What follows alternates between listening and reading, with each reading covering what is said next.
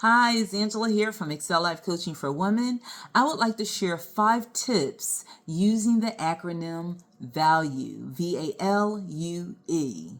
Oxford Languages Dictionary defines value as the regard that something is held to deserve, the importance, worth, or usefulness of something, a person's principles or standards of behavior, one's judgment of what is important in life. I love how Brene Brown describes value. She says value is a way of being or believing that we hold most important.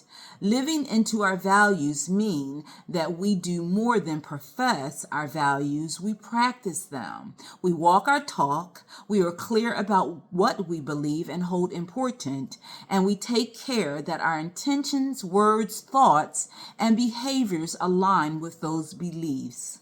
What do you think about her definition of value? Thumbs up? I agree. It was said that we live what we truly value. If we value our beliefs, we will express what we truly value. If we value our family, we will express what they mean to us. If we value our lives, we will live responsibly and consider future generations, and the list goes on. Aside from the tips I will share with you, I want you to know that I value my Lord and Savior Jesus Christ, and I value prayer. The Bible states that the earth is the Lord's and the fullness thereof, and everything that dwells in it. This scripture verse tells me that the God who created me in his image cares deeply about me. He is concerned about my concerns. He is with me and is attuned to my heart. He knows what I need before I even ask. However, I humbly submit myself to him and ask and talk with him, and he gives me clarity and understanding. So when I pray with great expectation and knowing that my God has all the answers, that he loves hearing from me, and that he will answer my prayers. I would like to give you a few tips based on the word value of several things that are valuable to me. The V in value stands for valiance. Valiance, defined by the Cambridge Dictionary, means to be brave or have determination, especially when the situation is difficult or gives no cause for hope. Have you ever been in a situation that was extremely difficult, but you had to persevere through it? I've had many times like that in my life. And although it seemed I wouldn't make it, valiance kicked in, and the Lord was my strength. He was my fortress. He was my rock. He is my foundation, the one whom I depend on. And despite the opposition, I was able to persevere in many instances. I'll never forget when I was in seminary in 2017, I was studying the Old Testament. We were homeschooling at the same time, but I wouldn't begin my work until my kids were in bed, which meant I wouldn't begin my work until late at night. So I was totally sleep deprived, but I needed to persevere if I desired to complete the long-term goals I had in mind. My finals had come around that semester and I had studied very hard. However, I also had a research paper due the same night as my final in one of my classes. I was also preparing to take another final in another class and had other work that needed to be completed during that week. I was doing quite well in the class, but I knew I had to make the deadline because it was the end of the semester. The professor reiterated that he would not accept any late papers. My work was going well until the night before the final, when to my demise, my paper was about an hour late. Did I turn it in? I didn't turn it in. I took what the professor had said literally because usually there are no exceptions for lateness during finals or at the end of the semester. After I had taken my final, I wanted to mention it to the professor, but I was highly embarrassed to say anything. I knew I would pass the final, but at this point, it really didn't matter.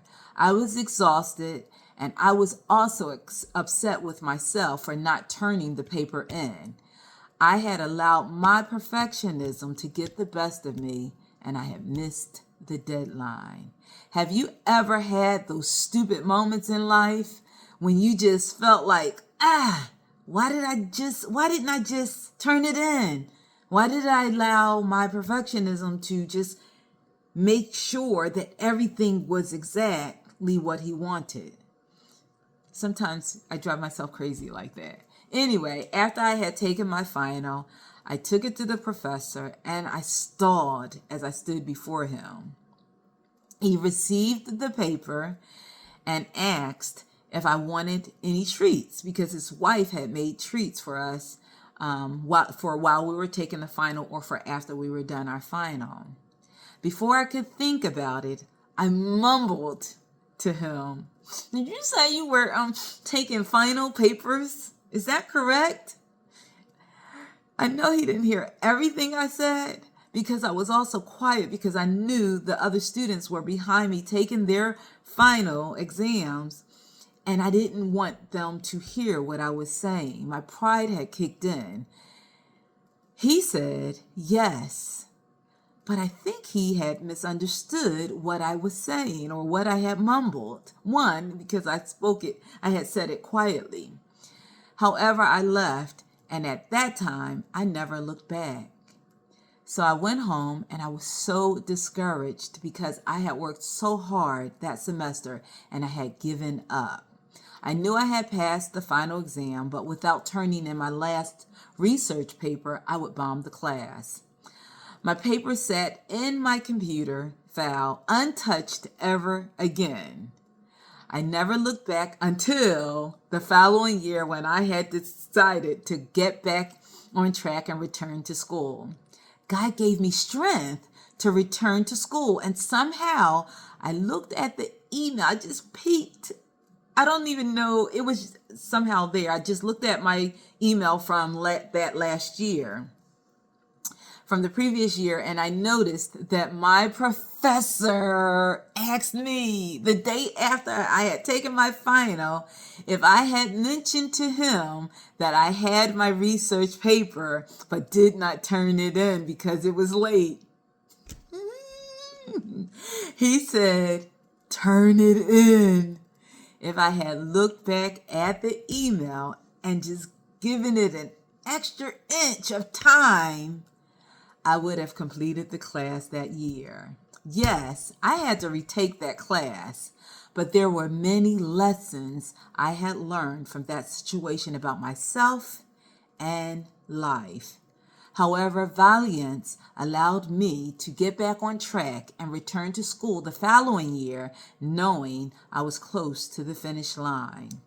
I have shared this moment many times and many stories with my children to let them know that when life gets tough, continue to persevere because there are always brighter days ahead and there's a greater purpose in what we do. What about you? In what ways have you pressed through despite your feelings or discomfort in life or even the opposition in life? The A in value stands for authenticity. Merriam-Webster defines authenticity as real or actual, being true to one's own personality, spirit, or character. Excuse me. Authenticity begins when you start. Excuse me.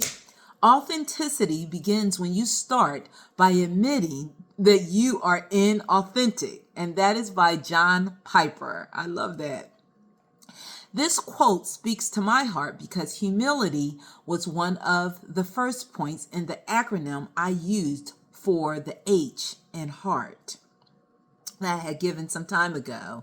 Humility says that I am a work in progress. Therefore, I strive to be as authentic as possible, realizing I have flaws. Each moment we are given an opportune time to take an honest evaluation of ourselves. We have made progress, yet there is still much improvement that needs to be made. So, in what areas are you working on to be more authentic? The L in value stands for life. Life has a rule book that states you may live the same day you die because you never know. Or perhaps you may live a long life. Babies come and they die. Babies are taken out of this world without even getting to breathe. Or perhaps you may live a long life. However, long life is viewed differently for everyone. I remember when my mother was sick with cancer. My sister asked her, why would God allow this cancer to come into my mom's life? My mother replied, I should have been gone years ago based on my health.